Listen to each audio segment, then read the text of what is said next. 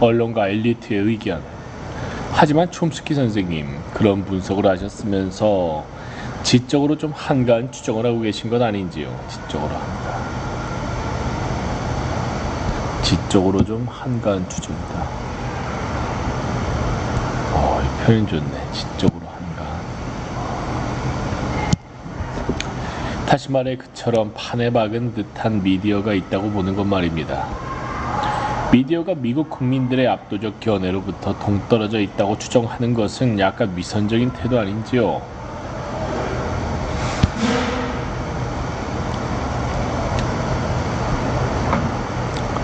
너무 음모론 아니냐 이거야. 아무리 그래도 그렇게 떨어져 있을 수가 있냐 이거지. 미디어는 일반 대중과 다릅니다. 그들은 미국의 엘리트 그룹과 유사합니다. 일반 대중을 반영하는 게 아니라 엘리트 그룹을 반영한다는 거예요. 그게 진실인지 확신이 서지 않습니다. 그 말씀을 어떻게 증명하실 수 있는지요?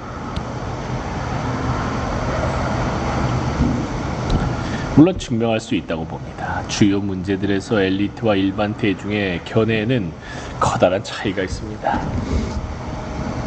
엘리트와 일반 대중. 그리고 미디어는 지속적으로 엘리트의 견해를 지지했습니다. 예를 들어 복지국가 프로그램의 삭제, 핵무기 동결, 1980년대 중앙아메리카에서의 미국의 정책, 베트남 전쟁의 성격 등 언론에 표명된 견해는 여론과는 사뭇 달랐습니다. 언론과 여론이 다른 거예요. 언론과 여론이 다른 거예요, 사실은. 언론은 여론을 반영하는 게 아니라 여론을 조작하는 거지. 프로파간다 모델로. 오히려 엘리트의 견해에 동조하는 것이었습니다. 지배계급의 견해를 반영하는 게 언론이지. 제가 보기에 선생님이 바라는 것은 미디어의 변화가 아니라 사회의 변화인 듯합니다. 미디어를 싸잡아 그들이라고 부르는 것은 한가한 이야기인 것 같습니다.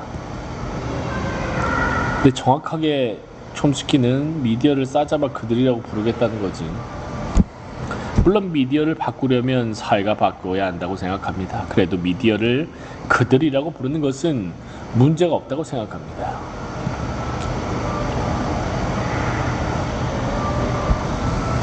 미디어라는 단어를 한번 살펴보십시오. 그것은 우리가 우리에게 말을 건다는 뜻 아닙니까? 아니요, 아닙니다. 당신은 틀렸어요. 나는 그 의견에 정말 동의할 수 없습니다. 검토해봐야 할 좋은 질문이긴 하지만 나는 동의하지 않습니다. 결국 미디어는 무엇입니까? 그들은 누구입니까? 우리입니까? CBS 방송국이나 뉴욕 타임스를 보십시오. 그들은 누구입니까? 미국의 대기업이고 우리가 아닙니다. 제너럴 모터스가 우리가 아니듯이 그들도 더 이상 우리가 아닙니다.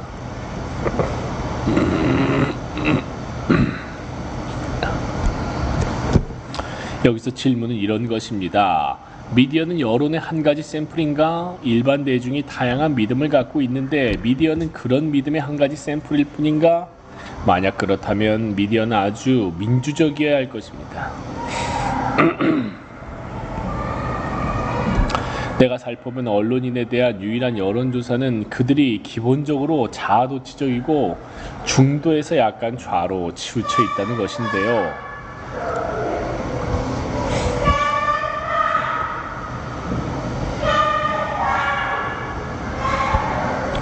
사람들이 말하는 중도 좌파라는 것은 아무 의미도 없습니다.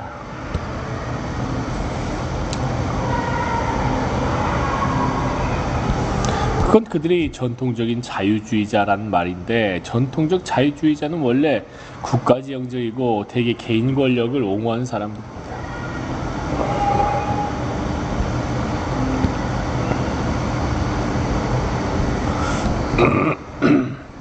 적극적으로 반정부 활동을 하는 사람들이 미국 인구 중 극소수의 비율이라면 미디어가 그 정도의 비율로 다루는 것이 공평하다고 보는데요. 그렇지.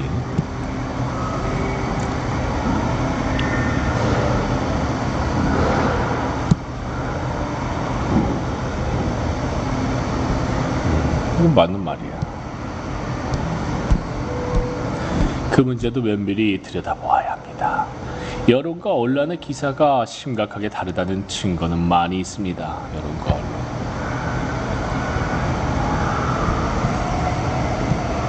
다르다는 증거. 일반 대중은 언론이 레이건 정부에 대해 너무 살살 다룬다 하여 좀 더 많이 폭로해야 한다고 생각했습니다. 또 언론이 카터에게는 너무 심했는데 레이건에게는 약하게 나갔다고 생각했습니다. 이것은 모두가 말한 것과 정반대였습니다. 선생님은 그런 정보를 어디서 얻으십니까? 여론조사에서요. 하지만 이 점은 마크 허츠가드의 무릎 꿇고서라는 흥미로운 책에 잘 다루어져 있습니다. 이 책은 레이건 행정부에 대한 언론의 보도 태도를 다룬 것이지요. 선생님은 일반 대중이 언론보다 복지국가 프로그램에 더 관심이 많다고 말씀하셨습니다. 하지만 지금 현재 매사추세츠는 사회복지를 상당수 철폐하는 것에 강력하게 지지합니다. 그 대신 새로운 세금을 부과하지 말라는 거지요. 오늘날의 이런 강력한 지지에는 동의하십니까?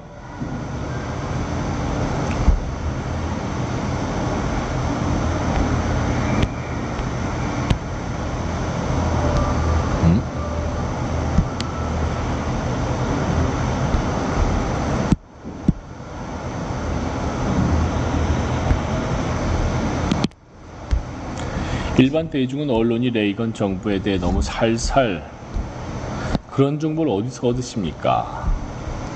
무릎 꿇고서라는 흥미로운 책에 잘 다루어져 있습니다.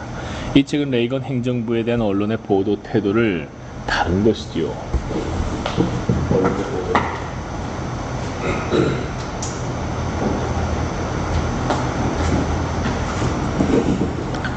선생님은 일반 대중이 언론보다 복지국가 프로그램에 더 관심이 많다고 말씀하셨습니다. 하지만 지금 현재 매사추세츠는 사회복지를 상당히 철폐하는 것에 강력하게 지지합니다. 그 대신 새로운 세금을 부과하지 말라는 거죠. 왜 이래?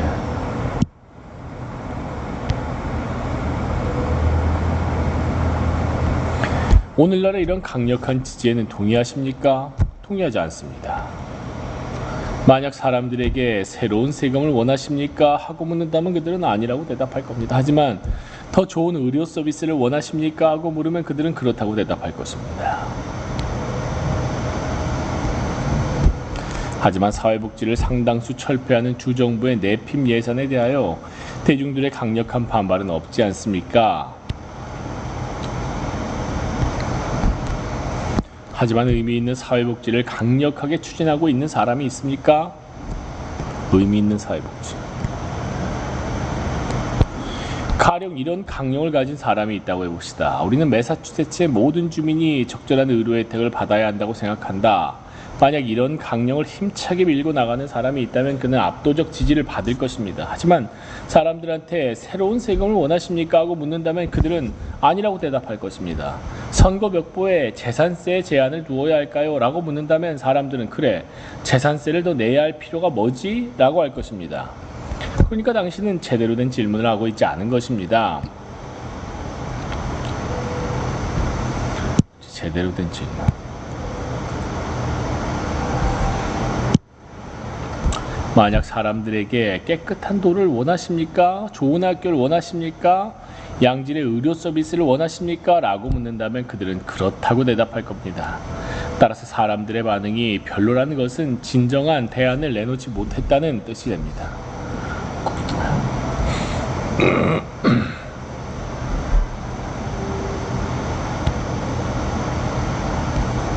물론 세상을 바라보기만 하면서 이렇게 말하는 사람들도 많이 있습니다. 사실관계로 나를 헷갈리게 하지 마. 너무 고통스러워. 또는 현실은 알고 싶지 않아. 그건 너무 추악해. 이런 사람들은 뉴스를 더 이상 읽지 않습니다. 스타일 섹션이나 스포츠 섹션만 읽을 겁니다. 하지만 세상 일에 관심을 기울이는 사람들의 경우는 다릅니다. 그들은 언론이 너무 수능적이고 또 권력에 아부한다고 생각합니다. 이것은 모두가 말하는 것과 정반대입니다. 가령 핵 동결 운동 같은 것을 한번 보십시오. 핵 동결권은 언론에서 거의 지지받지 못했고 정계와 재계에서도 지지하지 않았습니다. 하지만 미국 국민의 75%가 지지했습니다. 동결.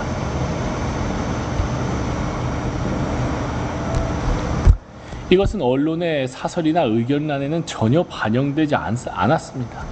또 1980년대에 가장 많이 논의되었던 이슈인 니카라과 사건을 보십시오. 나는 워싱턴 포스트나 뉴욕 타임스 같은 전국지에 실린 다수의 의견 기사를 분석해 보았습니다.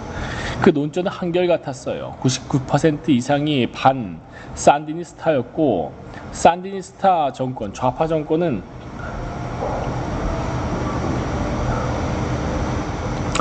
산디니스타 정권, 좌파 정권은 제거돼야 한다는 것이었어요.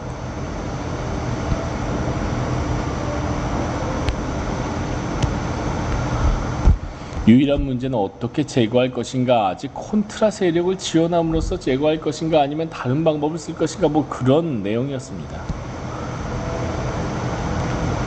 이것은 일반 대중의 의견을 반영한 것이라고 볼 수 없습니다. 사람들 대부분은 미국이 니카라과에서 손을 떼고 그들 문제는 그들에게 맡겨야 한다고 생각했습니다.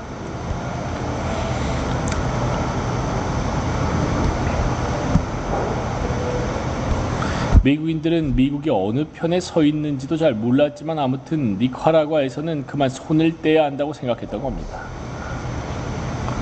이런 견해는 전혀 언론에 반영되지 않았습니다. 미국이 어느 편에 서 있는지 아는 소수의 국민만 산디니스타 정권을 파괴하려는 방법론에 강력히 반대했습니다.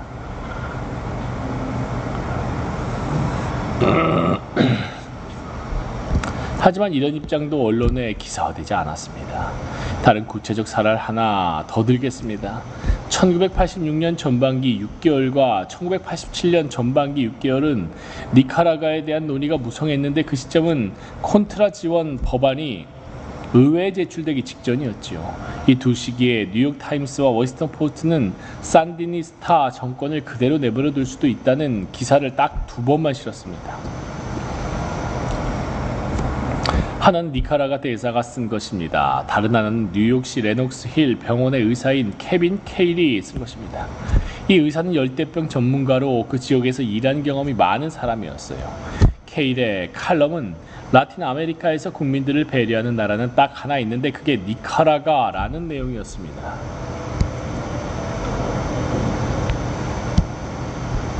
잘하고 있으니 그냥 내버려 두자는 것이었죠.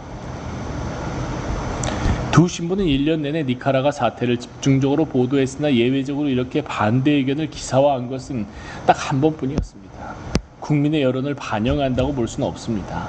이 건에 대한 학계 의견도 반영하지 않았습니다. 언론이 이 이슈에 대한 라틴 아메리카 학자들의 기고문을 받아들이지 않았습니다. 학자들이 정부 정책에 반대했기 때문이죠.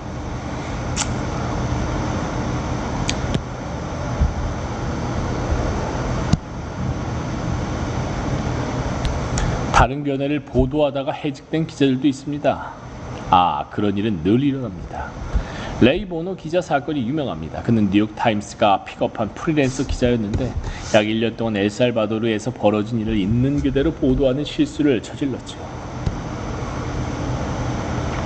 있는 그대로 보도하는 실수. 그 후 그는 메트로인가 뭔가 하는 부서로 인사조치되었는데 그 직후 사직했습니다. 이런 식으로 떠난 기자들이 많습니다. 가령 사이 허시는 그의 기사를 실어주려 하지 않아 뉴욕타임스를 떠났습니다. 내 친구 중에 주류 미국 신문에서 7번째, 8번째 가는 편집자가 하나 있습니다. 그런데 그는 미국이 펼치는 중앙아메리카 정책, 무기경쟁, 기타 다른 정책들에 매우 반대하는 입장을 가지고 있었습니다. 그는 이념 장벽을 간신히 통과하는 논설을 쓰거나 아니면 독자들이 알아주길 바라는 내용을 슬쩍 암시하기도 합니다. 그는 어떻게 할지 늘 조심스럽게 계산해야 합니다. 그건 여기 있는 남성 질문자가 말한 것 아닙니까? 아닙니다. 이념 장벽이라는 것은 엘리트들의 견해를 반영합니다.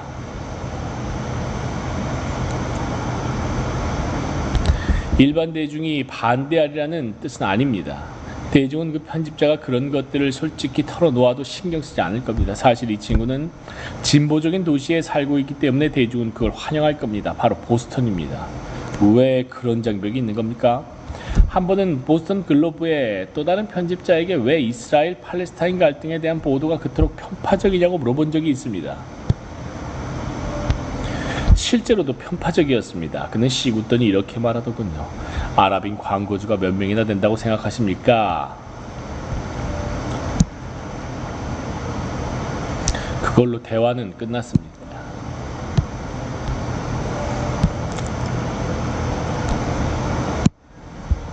그건 사실이 아닙니다. 그 편집자가 농담을 한 거겠지요. 사실입니다. 게다가 그는 농담을 한 게 아닙니다. 그건 농담이 아니었습니다. 편집자는 광고에 대해서 신경 쓰지 않습니다. 광고 수입은 그 관심사가 아닙니다. 무슨 말씀이십니까? 광고에 신경 쓰지 않으면 편집자 노릇을 오래 하지 못할 겁니다. 선생님 말씀은 글로브의 편집 결정이 광고 수입을 계속 유지하는 것에 근거한다는 뭐 그런 것입니까? 광고 수입을 계속 유지하려는 것이지요. 소매업자가 광고를 내지 않으면 글로브는 파산할 수밖에 없습니다. 하지만 글로브는 독점 시장을 갖고 있는데요. 독점 시장이 아닙니다. 그들이 헤럴드, 보스턴에서 두 번째 가는 신문 헤럴드에 광고를 낼 거라는 말씀이십니까? 당연하죠. 그건 너무 지나친 단순화가 아닐까요? 실제로 그런 일이 일어났습니다. 그것도 몇 번씩이나. 하지만 대개는 일어나지 않지요. 신문이 그 궤도에서 벗어나지 않으니까. 1976년인가 77년에 뉴욕타임스의 광고 가치와 주가가 약간 떨어진 적이 있었습니다. 이 사실을 월스트리트 저널과 비즈니스 위크에서 즉각 기사화하면서 그 이유를 지적했습니다. 비즈니스 위크가 특히 신랄 했는데 만약 뉴욕타임스가 신문업도 비즈니스라는 걸 깨닫지 못하면 그 사업을 계속하지 못할 것이라고 꼬집었습니다. 그럼 어떤 일이 있었느냐? 뉴욕타임스는 당시 재계가 반대한 뉴욕 세금법을 은근히 지지한 입장이었습니다. 그러자 광고가 약간 빠지기 시작했고 주가도 약간 떨어졌습니다. 그때 뉴욕타임스는 편집진 전체를 교체했습니다. 존 오크스 그리고 진보적인 편집자들은 퇴출당하고 굉장히 많은 새로운 사람들이 자리를 채웠습니다.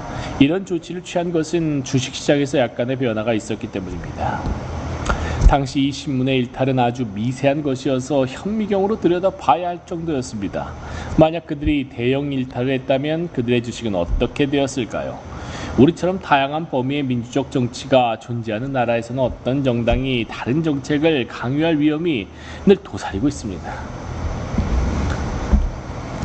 어떤 정당이 다른 정책을 강요할 위험? 이런 일은 늘 있어요. 대형 신문사는 사정이 어떤지 잘 모르겠습니다. 하지만 작은 지방지 기자인 나에게는 상당한 자율권이 있습니다.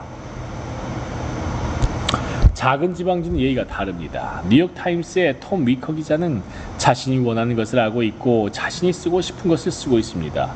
그거 맞습니다. 그러나 그가 원하는 것은 바로 권력이 원하는 것입니다. 나는 내 본능에 따라 행동하는데 아무런 문제도 없었습니다. 당신은 제게 커다란 충격을 주는 기사를 작성해 본 적이 있습니까? 아마도요. 정말요? 나는 의문이 듭니다. 정말 그랬다면 그에 대해 생생하게 들었을 겁니다. 가령 부패를 폭로하자면 자, 그 얘기는 이 정도에 둡시다. 보도 통제. 언론에서 의식적으로 그런 노력을 하는 겁니까? 아니면 대중을 상대로 신문 판매 부수를 높이기 위해 노력한 결과입니까? 대중과는 아무런 상관도 없습니다. 광고주들 때문인가요? 그렇습니다. 광고주를 의식하는 거죠. 신문사는 신문을 팔아서 돈을 벌지 못합니다. 신문 판매는 적자입니다. 하지만 언론사는 기업체입니다.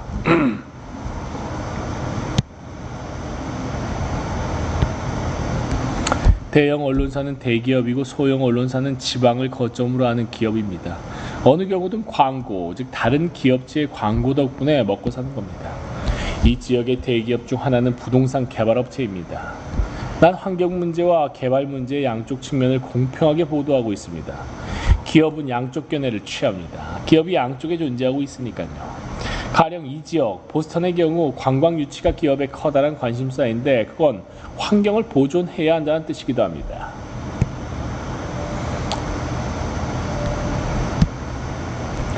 뉴욕에서 이리로 이사온 부자들도 환경을 보존하고 싶어 하기는 마찬가지입니다. 그래서 개발 문제 반대쪽에 강력한 특권 측이 있는 겁니다.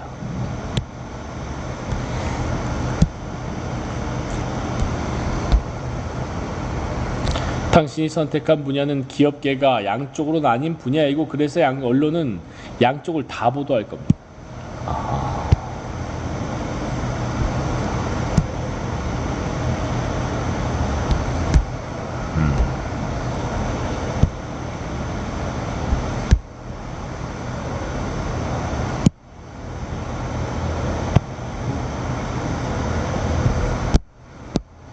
그렇구만.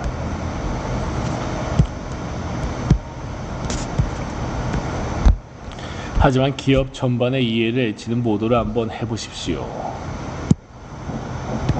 이건 이렇게는 못한다는 거지.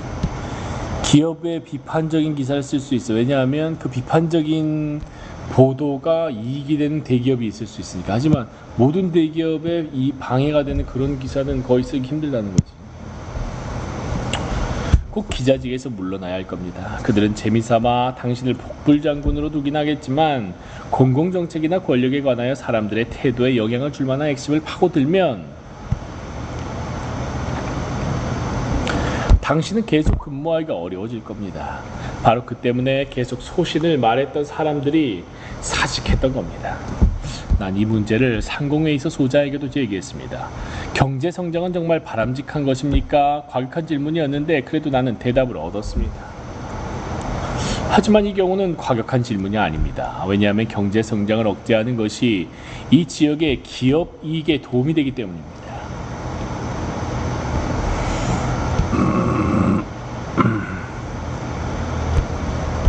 당신은 그 문제에 관한 한 특별한 입장에 서 있는 겁니다. 소득의 재분배, 복지를 위한 기업 세금의 증가 등을 다뤄보세요. 한번 해보세요.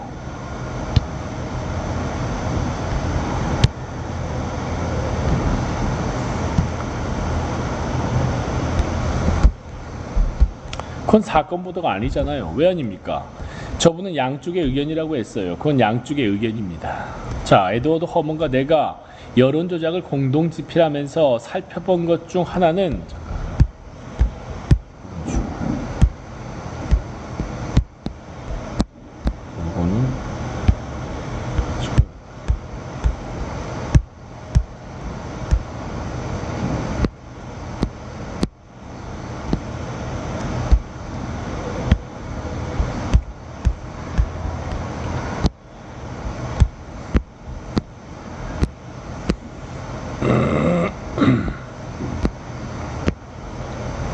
왜 아닙니까? 저분은 양쪽의 의견이라고 했어요. 그건 양쪽의 의견입니다. 자, 에드워드 허먼과 내가 여론 조작을 공동 집필하면서 살펴본 것 중 하나는 기자들이 의지하는 정보 소스는 어디인가 하는 것이었습니다. 이 정보 소스가 거대 언론, 대기업과 협작한 거대 언론이 아닐까? 내가 맡은 것 중에 중앙 아메리카에 관한 것이 있었습니다. 그래서 나는 1987년 10월부터 뉴욕타임스의 스티븐 킨저 기자가 작성한 기사 약 50건을 분석해 보았습니다. 난 이런 질문을 던졌습니다. 킨저 기자는 누구의 의견을 듣고 싶어 했나?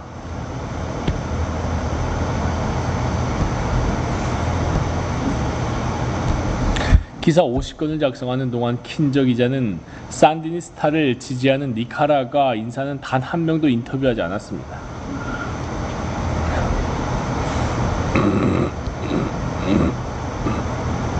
가령 오르테가의 어머니라든가 분명 친 산디니스타 인사들이 있었을 텐데 말입니다. 그가 인터뷰한 사람들은 모두 반 산디니스타였습니다. 다니엘 오르테가는 산디니스타 정부의 대통령이다. 여론조사도 했지만 뉴욕타임스는 보도하지 않았습니다. 이 여론조사에 따르면 니카라과 야당들은 모두 합쳐도 전체 인구의 9%밖에 지지를 받지 못했습니다. 그런데도 이 9%를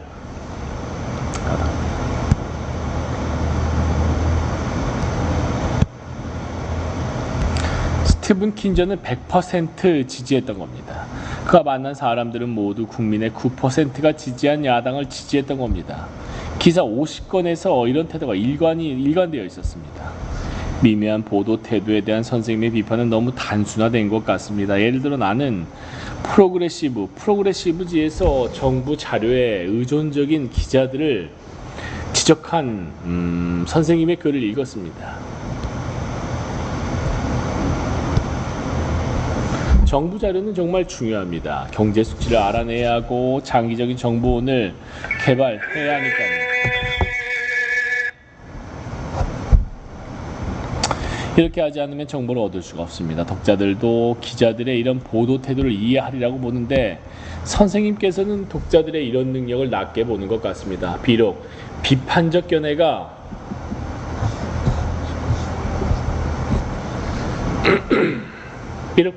견해가 다섯째나 여섯째 문단에 들어있더라도 독자는 기자의 의견을 어느 정도 파악할 수 있지 않겠습니까? 당신 말을 잘 이해하지 못하겠습니다. 내 말은 이런 것입니다. 기자가 선택한 정보원을 보면 전문가가 정보원이 아니라는 겁니다.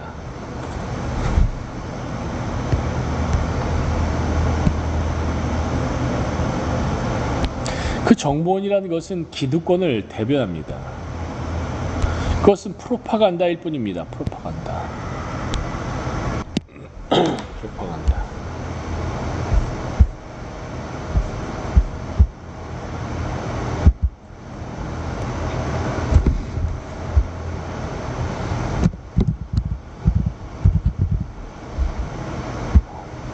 조작된 언론물.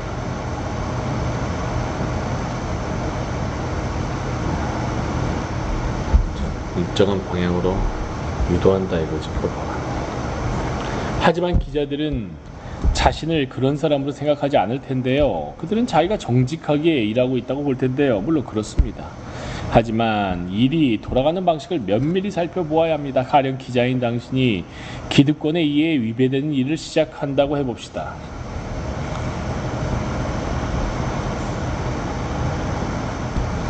당신은 맨 먼저 수준이 엄청 높은 증거를 찾을 겁니다. 기득권에 부응하는 기사를 쓸 때는 증거나 확인이 별로 필요 없습니다.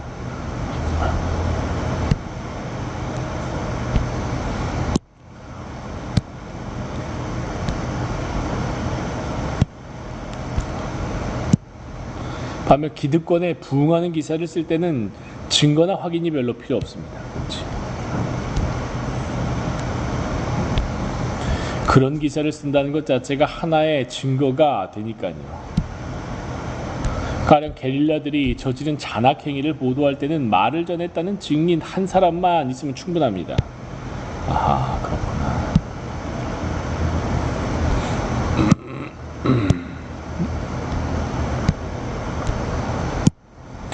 그러나 미군 장교가 고문행위를 했다는 사실을 보도할 때는 현장을 찍는 비디오 테이프가 있어야 합니다. 이런 편파적인 보도 방식이 모든 문제에 스며들어 있습니다. 무슨 얘기냐 하면 만약 기자가 익명의 미국 고위 정부 관리라고 쓰면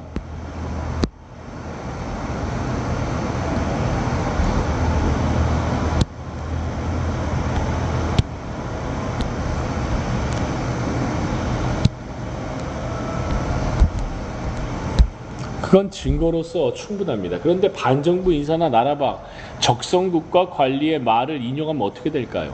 증빙자료와 증거물을 엄청나게 제시해야 할 거고 일단 맹공격을 받을 거고 어쩌면 직장을 잃을지도 모릅니다. 이런 요소들이 도사리고 있기 때문에 기자들이 어떻게 행동할지 예측이 가능합니다. 일반적으로 기자들은 쉬운 길을 갑니다. 그들의 게으른 태도야말로 경이롭기 그지없습니다. 선생님의 이런 언론 분석을 음모론으로 보아도 되겠습니까? 아니요. 나의 분석은 음모론의 정반대입니다.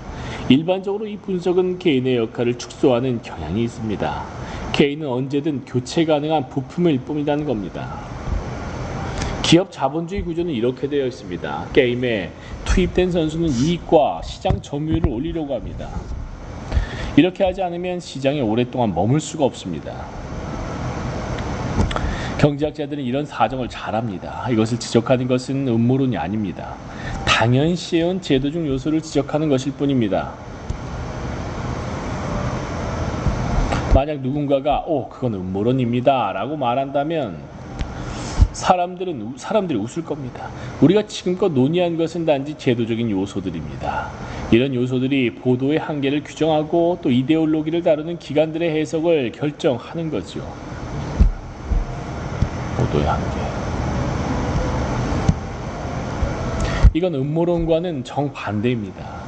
정상적인 제도 분석이고 당신이 세상이 어떻게 돌아가는지 이해하고자 할 때 자동적으로 적용할 분석의 틀입니다. 그걸 음모론이라고 부르면 세상의 움직임을 이해하는 데 방해가 됩니다. 음모론은 지적인 욕설 비슷한 것이